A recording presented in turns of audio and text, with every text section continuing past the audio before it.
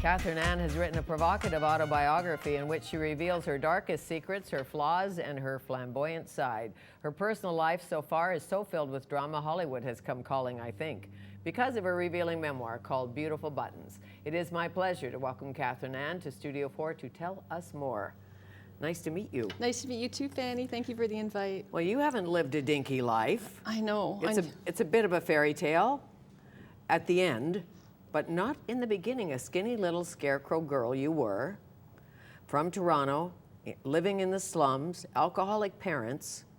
What was that like? Sexual abuse. Well, you know, Fanny, when you're growing up in that kind of an environment, you really don't know how you compare to other kids and other people in the neighborhood. So I kind of thought that everyone was like that.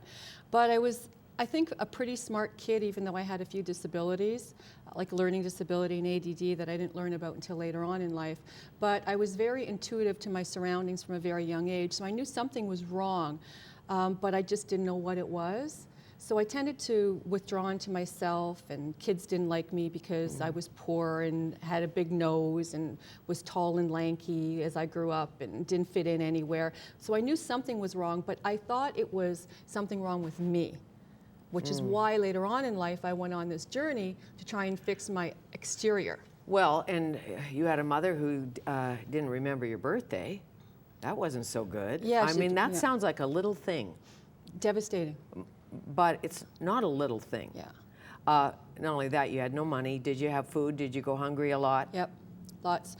No food. I was expected to get up and go to school after my parents stayed up all night and fought and argued. And they would drink and smoke the rent money away. So we moved like 16 times from the time I was born until the time I moved out with my own son. Who taught you about right and wrong? Nobody, which is why I ended up in jail and then probation, and why I kept doing the wrong thing for years and years to come. I was always trying to even the score, and I didn't know right from wrong. I just thought it was the world against me. So survival, in a sense, being a sex trade worker is certainly not a pleasant thing, couldn't be. No. How did you get into the sex trade? When Were I you was, lured? yeah. You needed money, what? When I first got into the sex trade, it was something I didn't even know I was getting into because it was my uncle. I went to my uncle for a job when I had my baby. I was pregnant at 15, became a very young mother, and I was on welfare. My parents had been on and off welfare, and I knew that there was something better out there for me. So I went to him hoping he'd give me a job, and instead he pimped me out to his workers and his clients and, you know, handed me the money and said, you know, this is all you're good for. Remember this in your life. You're fat, you're unattractive, nobody's going to want you, so what you need to do is prostitute yourself. You make a good prostitute. For people like you in life, that's all there is. A prostitute, an escort? A prostitute with him, I guess, and then an escort later on in life. Because it says in your bio and in your book, you became a madam for the mob. Yeah. What does that mean? That means in Calgary a number of years ago, and I'm not sure what the rules are today, thank goodness. Right. Don't know what's going on today. Right. But you needed a woman to front an escort agency. So I had met someone who was involved with the mob. I had run away from Saskatoon. I kind of went from province to province, and I say I have to stay in BC because there's the ocean here and I can't go any further now, right? Right. But so I hooked up with the mob, and they had me open escort agencies for them, and that was another phase in my life that was quite horrible. But you had other desires. You wanted to be a doctor. Yeah. You wanted to be a veterinarian. Yeah, you did read the book. I did. Yes, you did. I love animals. Animals was the only thing that really showed me love growing up, and I had a lot of dogs, a lot of strays that I used to bring home and get fleas and ringworm from them and everything else, but I didn't care. It was the only thing that really showed me love and compassion, so I never forgot about the animals. But it was always, there were always peaks and valleys. There were little glimmers of hope, and I saw myself becoming something in life, and then there'd be a huge drop and another big valley where I'd have that in my head. You can't do anything, you can't be anything. You've got grade 8 education, you've got nothing. You've been to jail, you've been on probation, you know, you've got this kid, you're destined for nothing. Where was your father in all of this? Drunk in the kitchen. That's where he was. Pretty much calling you his $1 million you were his $1 million baby or his... Only when he was drunk. You see, there was that hour after he started drinking that he was nice and friendly to me. And, you know, kids of alcoholics can look at their parents and know what phase of the drink they're in. You can approach them or you can't approach them. And that hour that we had, he would call me his $1 million, and he would show me some kind of what I would think would be love and some expression of caring about me. Was there anybody who truly cared about you when you were younger, when you were a teenager, when you were 20? Was there someone who offered you solace or hope? Anyone you can think of, a specific person, a teacher? And the teachers were as rough as the kids were on me in school. And one of them called me a creature. So it wasn't, there was no real safe place that I could be or anyone that I could really depend on. I was close to my cousin Janice and my other cousin Diane, who was a bit older than me, but I spent some time with my cousin Janice, who I did love and get very close to. But that was taken away from me because she went to high school and I got pregnant. Yes, So- and you've said very candidly in Beautiful Buttons that essentially your son raised you. Yeah, he did. He did. What's your relationship with him today? Sadly, he doesn't talk to me. I have 2 grandchildren that I've never seen. Well, I saw Anthony for a few minutes when he was born. They came by, and then my son doesn't talk to me anymore. And you know, Fanny, I raised him to be like I was. I raised him to be somebody that took advantage of people in situations. So at the point I am in my life now at 54, I'm not doubting how he feels about me and the anger he has. I am just in a place where I'm able to move on, and hopefully he'll be able to move on someday. Well, he's not after your money, obviously. So tell me when you broke out. What money? Well, I know you've been a successful entrepreneur and you have a successful business, and you got off welfare, and you did find a dream. How did that come about? A little slip of paper in my last unemployment check. I had moved from Saskatchewan to Alberta to BC, and I was homeless for a while, got back into prostitution, had run away from the mob in Calgary, and I was still involved with prostitution here, and I met somebody who changed my life, who I've been with now for 15 years, my husband, Mark. Third husband? Second husband. Second husband. Not because, third yet. No. Okay, no, but one husband was rich. You did get one rich husband. I made him rich. I started him off in his own company. Okay. Yeah. Okay. He was unemployed, and I helped him start a successful business. And that's where my little glimpses of entrepreneurship came through. Because I thought, if I can do this for them, maybe I can do this for me.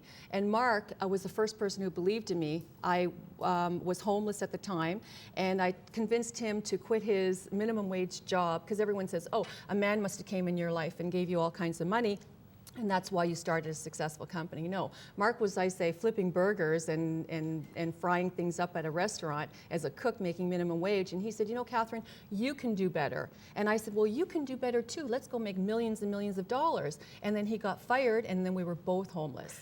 So it Perfect. Exactly. Living in a truck or something. With 3 dogs. With 3 dogs. So I went to pick up my last unemployment check, and in it was a little slip of paper offering people with a business idea to come forward. It was a pilot project for the government called Seeds. Of course, they'll get you off welfare, they'll get you off unemployment, you pay taxes, they put you through a bit of a business schooling, and it was the first thing that I ever completed in my life, and the first day that I got accepted into Seeds, I was homeless. And then you built Consumer Connections. One of the largest which mystery does shopping. what? Mystery shopping, customer service monitoring. So we have mystery shoppers, about 20,000 in our database in North America, that will go out to a business and rate the customer service levels, and then we will tell the business owners how to improve customer service and increase revenue and market share. So that's what I do. Great idea. So essentially somebody goes in and pretends they're a customer. They're really not, and they're paying attention to service, all of that. Do some people just not believe your story and say, how could your life been lived like this? You know, I wouldn't mind the disbelief. My publishing company and my literary agent made it very clear that we don't want another James Fry and Oprah. Okay, I can imagine. And as far as I'm concerned, I'm on Oprah now. Okay, but anyways, of course. we have better ratings than Oprah, you know. Yay! I wouldn't mind if it was just the lies I was accused of, but they knocked me down as a person. And I didn't come out, first of all, my story came out by accident, right? I mean, I wouldn't be out there publicizing my story with the past that I have, with the clients that I have. I was very scared that I was going to lose my clients. It came out by accident after I won an award, the YWCA Woman of Distinction Award in 2006. I stood up at the podium and said, well, this beats being homeless and eating out of garbage cans in front of 1,000 people. And that wasn't the thing to say, or maybe it was, because my life is now taking I think a turn. truth is a thing to say, and I think you've impacted many lives because of Yes. it. And you've won 10 more entrepreneurial awards. And Maria Shriver called you from California, wanted you to come down and be part of a woman's forum, because essentially Beautiful Buttons, to me, yes, it's about survival and triumph, but it's also about a life lived and a life redeemed. Definitely, and that's what it's about. It's about being able to change your life. It doesn't matter how old you are. I was 40 when I took the steps to make my life better. It doesn't matter, you know, how much you want to change your life. You can do it. There's possibilities. Well, how did you get out of victim mode? You know, poor me, I'm just meant to be this way. I was a young girl, and I ballooned to 260 pounds, and Yeah. I was fat, and I was ugly, or probably Nobody wants never me, ugly. yeah. Nobody wants me.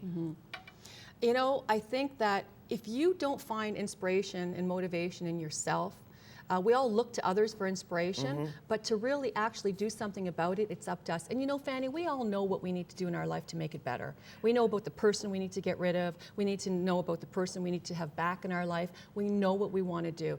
It's up to us if we want to make those changes or not. And I decided for myself that I had to pick myself up. I just had to. And I guess I'm not that smart sometimes, and I always think there's something better, even when things are horribly wrong, and that's what kind of keeps me moving forward. Sure, too. and you have to dump guilt Yes. and beating yourself up. Yeah. And somehow embrace fate and know your destiny. You Does know- that make sense? Like, here's your fate. You're born into poverty in Toronto in the slums. Yeah. I guess you have to defy it a little bit. And since I was always the black sheep, I was the black sheep with my own destiny. But you conned your way into med school. I did. I forged documents. Fanny, that's a movie on its own, okay? That's like a Catch Me If You Can, okay? But 100 times more interesting, with all due respect, okay? I know I shouldn't be laughing, but Well, every it's time easy I to laugh turn a now. page, I say, how'd you get into med school? Fanny, I Like, did hello. 98 in my anatomy exam, and I didn't cheat. Okay. You just I cheated cheated in to some get other in. ones. I cheated big time to get in, and I cheated in some exams that I couldn't catch up with. Okay, So- why did you call this Beautiful Buttons? Because I'd had no clothes as a kid. They were all secondhand clothes. And I used to go into new stores with a little pair of scissors, and I would snip off all the beautiful buttons for the dresses that I said that I would one day own that I didn't have right then. And then I would take those buttons, and I would get scrap paper from the garbage and crayons and pencils, and I would draw the dresses and from my mind that the dresses were in the store. And then I would glue the buttons onto the paper, and I said, one day I'm going to have this dress, and this is where I'm going to wear this dress. And I have a big closet now, so dreams can come true. You just have to want it bad enough. And I noticed you have some beautiful buttons on today. Buttons or jewelry? I'm Well, just kidding. lots of buttons, but I think those are real diamonds. Are these not? Oh, They look real to me. But look at the buttons. Aren't they beautiful? I can't see what's see? on the Well, it's button. brass, and it's like a little They are emblem. gorgeous. And see, I still like buttons. Absolutely. But now I have the clothes that go with the buttons, you see. And So- the diamonds. And the diamonds. A girl's best friend sometimes. Oh, thank you, Fanny. Hey, nice to meet you. Pleasure. Thank you Thank for you. the invite.